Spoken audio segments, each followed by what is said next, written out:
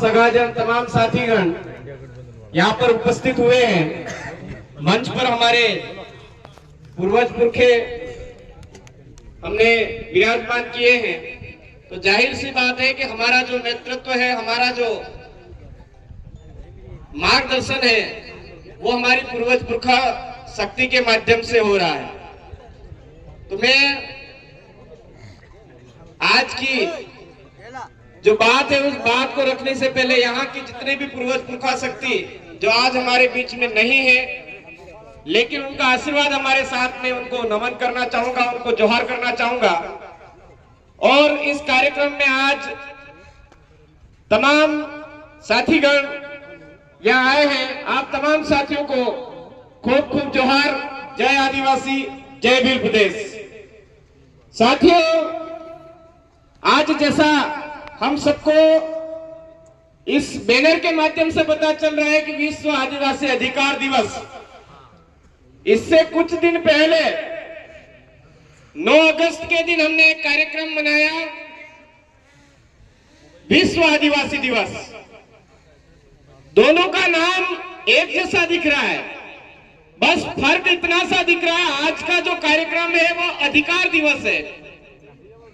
अधिकार दिवस को लेकर के बात हो रही है, और वो पूरे विश्व के अंदर जितने भी आदिवासी हैं, उन आदिवासियों की मूल संस्कृति, बोली, भाषा, रीति रिवाज, परंपरा की बात, परंपरा की पहचान को लेकर के उस दिन बात हुई। अब आज की जो बातें हैं, वो तमाम बातें आदिवासियों के अधिकारों को लेकर के बात हो रही है। जब बात अधिकारों की आ जाती है, तो आप यहां पर जितने भी साथी बैठे हो, आपसे मैं पूछना चाहूंगा कि आपके गांव में जो स्कूल खुला हुआ है, उस स्कूल में 78वां स्वतंत्रता दिवस मनाया हमने। जैसी बिल्डिंग चाहिए वैसी बिल्डिंग आज की डेट में है क्या? किसी एक की ग्राम पंचायत में तो होगी, एक की गांव में तो होगी कि नहीं? साहब, मेरे यहाँ पर जैसी हमको बिल्डिंग चाहिए, जैसी स्कूल की बिल्डिंग होनी चाहिए वैसी बिल्डिंग है। वहां की बाउंड्री है, वहां का शौचालय है, वहां की टेबल कुर्सी चाहिए वो है, वहां पे कंप्यूटर व्यवस्था चाहिए वो है, वहां पर लेबोरेटरी जो चाहिए वो है। ऐसा कोई किसी ग्राम पंचायत का एक आध स्कूल हो तो बताओ भाई, किसी एक गांव में हो तो बताओ। आप इतने साथी बैठे हो, किसी गांव में है क्या? अधिकार की बात हो रही इसलिए कह रहा हूं। जब 78वां स्वतंत्रता दिवस मनाया, देश आजाद थायो 78वां आपने दिवस मनाविया, बड़ा बाद भी आज कड़ा गांव में एक स्कूल व्यवस्थित नहीं है, तो क्या अधिकार मिला हमको? एक सरकार अभी केंद्र में डबल इंजन की सरकार कर रही है। वो बोल रहे हैं वन नेशन वन इलेक्शन। अरे वन नेशन वन इलेक्शन की आप बात कर रहे हैं, पर शर्म नहीं आ रही क्या आपको कि इस पूरे देश के अंदर जो शिक्षा व्यवस्था है वो 4 चरणों में विभाजित कर रखी है? क्या एक देश और एक जैसी शिक्षा व्यवस्था होनी चाहिए या नहीं होनी चाहिए? क्या ऐसा हो रहा है? नहीं हो रहा है। चलो शिक्षा की बात छोड़ो, एक देश और एक जैसी स्वास्थ्य सुविधाएं, ऐसा हो रहा है क्या? शिक्षा व्यवस्था को छोड़ो, उससे दिमाग मजबूत होता है, इस वजह से उसको एक जैसा नहीं कर रहे होंगे, लेकिन स्वास्थ्य व्यवस्था तो एक जैसी होनी चाहिए ना। वो स्वास्थ्य व्यवस्था भी आज की तारीख में अलग अलग हो रही है, वो भी अलग विभाजन कर दिया उसके लिए भी।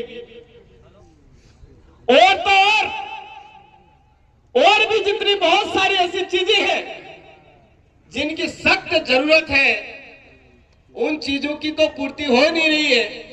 और बात वो कह रहे हैं डिजिटल इंडिया, पता नहीं कौन कौन से इंडिया ला करके हमको बेवकूफ बना करके राजतंत्रात्मक व्यवस्था लागू करने की साजिश स्टेप बाय स्टेप की जा रही है।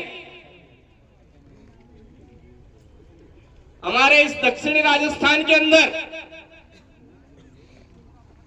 शिक्षा व्यवस्था कैसी होनी चाहिए, कैसी नहीं होनी चाहिए, उसको लेकर के बहस नहीं की जा रही है।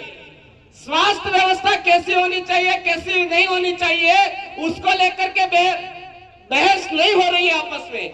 आज यहां पर जो भौतिक सुविधाएं कैसी होनी चाहिए, कैसी नहीं होनी चाहिए, सड़क, पानी, बिजली होनी चाहिए या नहीं होनी चाहिए, उसको लेकर के बहस नहीं की जा रही है। अभी केवल धार्मिक ढोंग धतुरों पर हमारे दिमाग को केंद्रित करके उलझाया जा रहा है। जो हमको उलझा रहे हैं उन लोगों को अच्छी तरह से पता है कि आदिवासी कौन है, कौन नहीं है, लेकिन वो जानबूझ करके हमारे दिमाग को उलझाना चाहते हैं। कैसे? जैसे पंचायती राज में हमारे लोगों को कहां उलझा रखा है, हैंडपंप और पशुवाड़ा केटल सेट भी उलझा रखा है। सही या गलत? आज किसी भी ग्राम पंचायत में जाकर के बात करो तो जो सरपंच, अभी चुनाव काफी दूर है, पंचायती राज चुनाव दूर है, लेकिन अभी से यही जोर तोड़ चल रहा है कि देखो इस बार अगर मेरे को वार्ड पंच बना दोगे, इस बार मेरे को सरपंच बना दोगे, इस बार मेरे को जनपद बना दोगे तो आपके पशुवाड़ा पास कर दूंगा, आपके केटल सेट क्लियर कर दूंगा, तेरे को मेट बना दूंगा।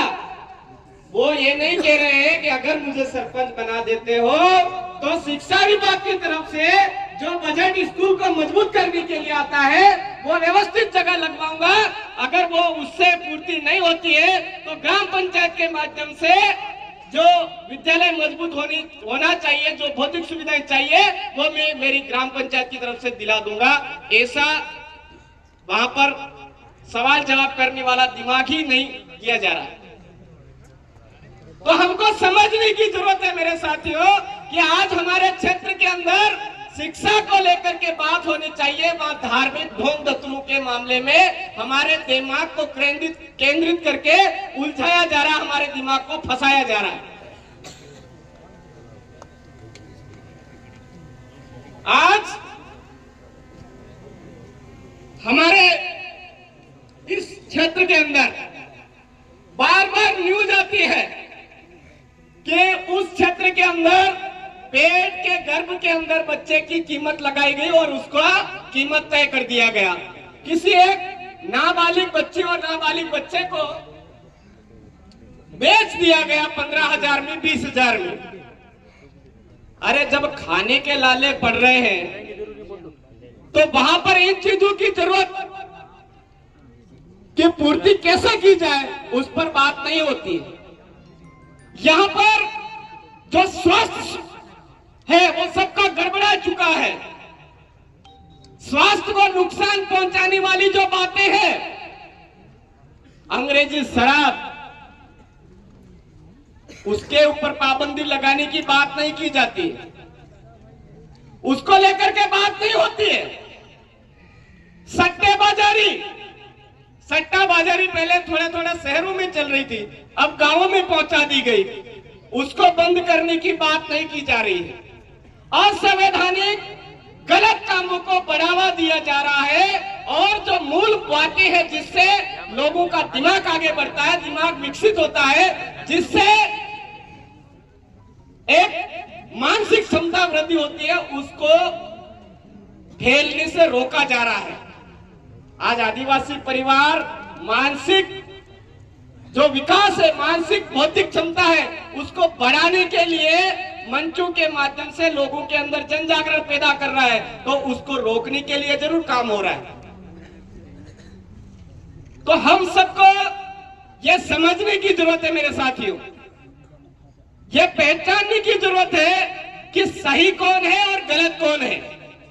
कोई बात नहीं, आज आरक्षण के नाम पे हम उनको गुमराह कर रहे होंगे, लेकिन एक बात थोड़ा सा विचार करिए कि बार बार आदिवासी परिवार के मंचों के माध्यम से, सामाजिक मंचों के माध्यम से बोला जा रहा है कि आर्टिकल 244(1) की मूल भावना के अनुरूप आरक्षण व्यवस्था लागू होनी चाहिए,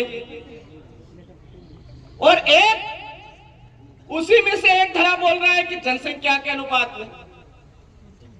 अरे भाई, एक संविधान की बात कर रहा है, कानून की बात कर रहा है, और एक घुमा फिरा करके लोगों को गुमराह करने की बात कर रहा है। तो फैसला हमको करना है कि सही कौन है।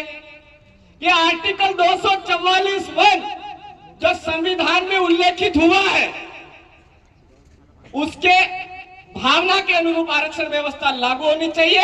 और वो आरक्षण व्यवस्था लागू करने के लिए मैं आज इस मंच के माध्यम से पहली बार सीधा सीधा कह रहा हूं कि देश 15 अगस्त 1947 को आजाद हुआ, तो 14 अगस्त 1947 के दिन इस अनुसूचित क्षेत्र के अंदर जो खाता, बही खाते जो लिखे गए, उसमें जिसका नाम था उसके वंशावली को मिलना चाहिए। यही हमारी मांग है आर्टिकल 244(1) की मूल भावना के अनुरूप। अब इसको तोड़ मरोड़ करके जिसको जो पेश करना वो करते रहेंगे, बेवकूफ बनाने के लिए पेश करते रहेंगे, लेकिन हमको ये चीजें होनी चाहिए। तो मैं आपको कुल मिलाकर के यही कहना चाहूंगा। आज वक्ताओं की लिस्ट काफी लंबी है, लेकिन आप सभी भाइयों को यही कहना चाहूंगा कि भ्रमित करने वाली, गुमराह करने वाली बातें और लोगों का माइंड संकीर्ण करने के लिए भ्रामक भ्रांतियां चल रही है। आदिवासी परिवार, विस्तृत सोच, हमारे मूल हक अधिकार, संवैधानिक हक अधिकार, पुरखों की बलिदानों की बदौलत हमको जो मिले हुए अधिकार है, उनको आम जन तक पहुंचाने का प्रयास कर रहा है। जो भी इस आदिवासी परिवार की थीम को तोड़ने का प्रयास कर रहा है, उनके झांसे में नहीं आए। और ये जो विश्व आदिवासी अधिकार दिवस है, इस आदिवासी अधिकार दिवस के दिन हमारी जिंदगी चली गई, लेकिन हमारे आने वाले बच्चों को अधिकार दिला के जाएं, ऐसी शपथ लेकर के जाएं। आज मुझे यहाँ पर बोलने का मौका दिया, इसके लिए आप तमाम साथियों का मैं खूब खूब जोहार, आभार व्यक्त करता हूँ। साथ ही यहाँ पर उपस्थित शासन प्रशासन और हमारे मीडिया भाई, उनका भी मैं हार्दिक तहे दिल से धन्यवाद जोहार करता हूँ। जय जोहार, जय आदिवासी, जय भील प्रदेश, जय संविधान, जय भारत। आप सबकी जय। खूब खूब धन्यवाद जोहार दादा का। कार्यक्रम को आगे